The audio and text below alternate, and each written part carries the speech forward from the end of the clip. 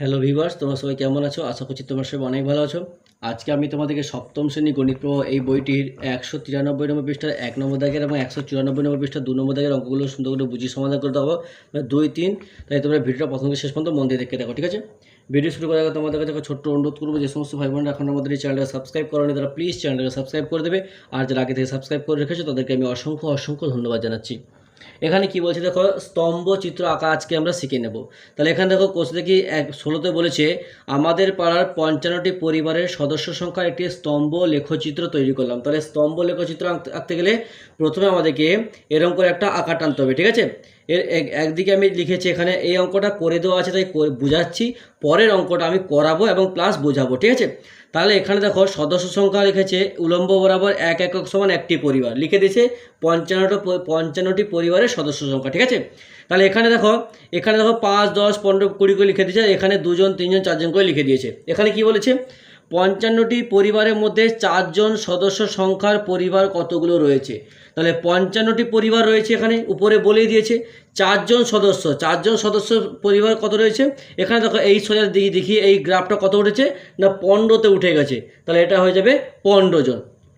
তারপর দেখো কী বলছে, বিয়ের এই 55টি পরিবারের মধ্যে সবচেয়ে বেশি পরিবারের সদস্য সংখ্যা কত লিখি। বলছে এই যে 55টি পরিবার আছে এর সব থেকে বেশি সদস্য সংখ্যা কতজন আছে, সব থেকে বেশি সদস্য সংখ্যা রয়েছে 5টি পরিবারে। এই যে দেখো 5টি পরিবারে 5টি মানে সব থেকে বেশি সবথেকে বেশি পরিবারের সদস্য সংখ্যা কত লিখি। সব থেকে বেশি পরিবারের সদস্য সংখ্যা কত, 20। কত, না 3 জনের 20টা করে রয়েছে, ঠিক আছে? স্তম্ভ লেখচিত্র থেকে দেখছি ড্যাশটি পরিবারের সদস্য সংখ্যা 5। তাহলে কটি পরিবারের সদস্য সংখ্যা 5, এই যে দেখো 5টি পরিবারের সদস্য সংখ্যা 5 এবং কটি এই পরিবারের সদস্য সংখ্যা কত, এই পরিবারের সদস্য সংখ্যা হচ্ছে 5 4 20টি, ঠিক আছে? তারপর দেখো নেক্সট কি বলেছে, এইটা ভালো করে আমাদেরকে স্তম্ভ চিত্র লেখা আঁকা শিখতে হবে, ঠিক আছে? কারণ পরীক্ষায় আমাদের দিবে অবশ্যই, এখান থেকে একটা থাকবে, 5 নম্বর থাকে। কি বলছে, নিচের পর্বত শৃঙ্গের উচ্চতাগুলি দেখিয়ে এবং ছক কাগজে 1 একক সমান 1000 মিটার উচ্চতা ধরে স্তম্ভ লেখ তৈরি করি। তাহলে স্তম্ভ লেখ আমাদেরকে তৈরি করতে হবে। তাহলে প্রথমে আমরা স্কেল নিয়ে নেব, উলম্ব লব এবং হর মানে লম্ব এবং উলম্ব বরাবর একটা আকার টেনে দেবো। ধরো এরকম করে আকার টানবো, আর এদিকে আমি কি করব, এদিকে একটা স্কেল বসিয়ে এরকম করে একটা আকার আমি সুন্দর করে টেনে দিলাম, ঠিক আছে? টেনে এদিকে একটা অ্যারো চিহ্ন দিয়ে দিলাম, এদিকে একটা অ্যারো চিহ্ন আমি দিয়ে দিলাম। এবার ধরো কি বলছে যে 1 একক সমান 1000 মিটার। তাহলে একদিকে আমি কি লিখবো, একদিকে নিচে এদিকে লিখে দেবো আমি পর্বত শৃঙ্গের নাম, এদিকে পর্বত শৃঙ্গের নাম, এদিকে আমি কি লিখবো না পর্বত শৃঙ্গের নাম লিখে দেবো। আর এদিকে আমি কি লিখবো, এদিকে আমি লিখে দেবো যে উচ্চতা, ঠিক আছে? উচ্চতা লিখে দিলাম, একদিকে পর্বত শৃঙ্গের নাম এবং একদিকে উচ্চতা লিখে দিলাম। তাহলে এ কী বলছে, 1 একক সমান 1000 মিটার। তাহলে এখানে এটা দেখো স্টার্ট হবে 0 থেকে।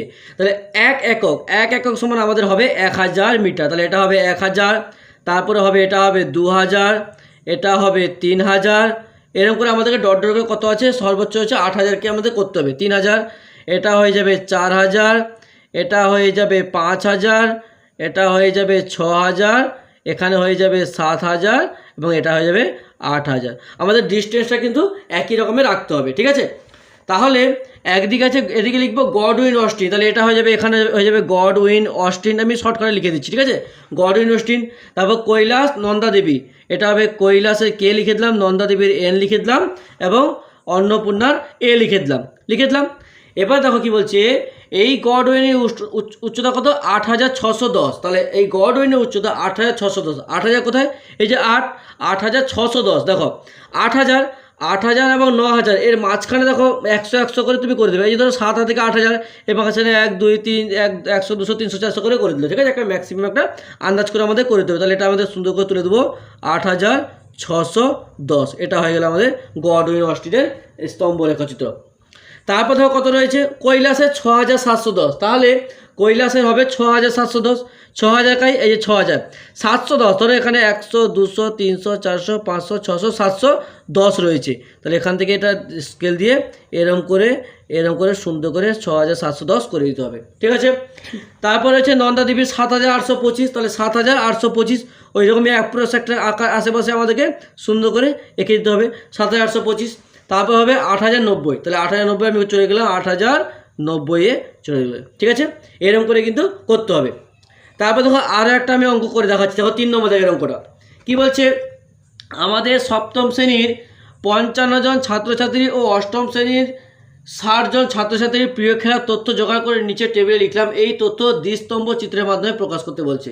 দ্বিস্তম্ভ চিত্র, তাহলে আমি দেখো লিখবো, একদিকে লিখে দেবো। দেখো ভালো করে এটা বড় করে করতেছি, দেখো সুন্দর করে এদিকে আমি একটা কাটে নিলাম এবং এদিকে একটা সুন্দর করে কী করলাম না সুন্দর করে আঁকা টেনে দিলাম, টানলাম।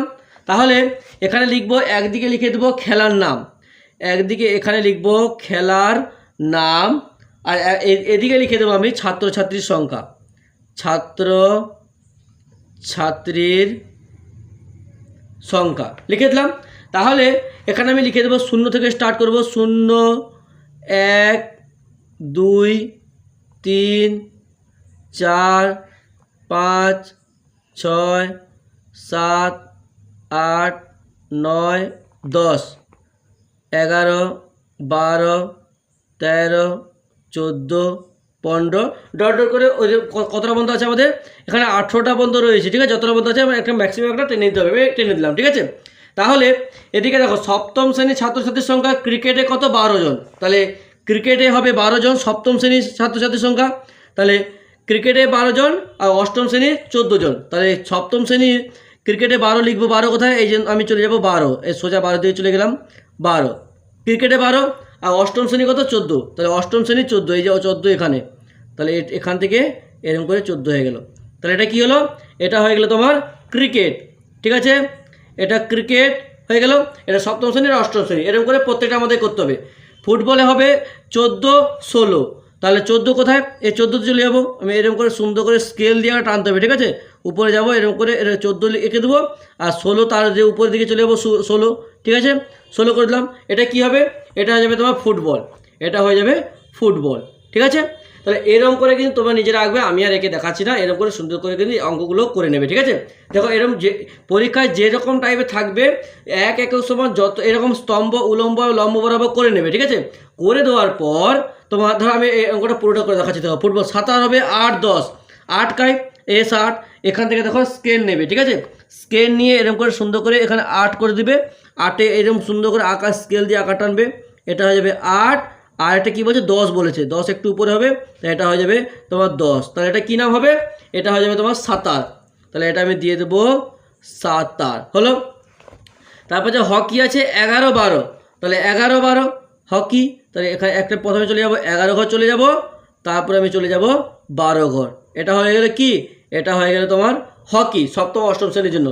আর এটা আছে খোখো 10 8, তা 10 কায় এই যে 10, এই যে এখান থেকে এখানে গেলাম 10, আর একটা কথা 8, মানে একটু নিচে হবে 8, এটা হবে কি না এটা হবে খো খো খো খো, বুঝতে পেরেছো?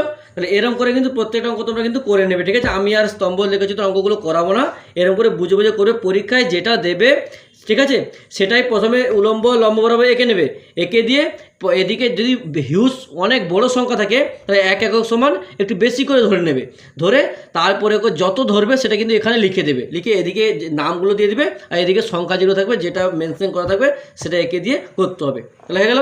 তাহলে আজকে তো থাক, পরের দিন পরে যে অঙ্কটা আছে সেটা সমাধান করে দেখাবো। ভিডিওতে একটা লাইক করে তোমার অন্যান্য বন্ধুদের মধ্যে শেয়ার করে দিই, পরিষ্কার তোমাদের একটা লাইক আমাকে কিন্তু পরবর্তীকালে আরও ভালো সুন্দর ভিডিও বানাতে উৎসাহিত করে তোলে।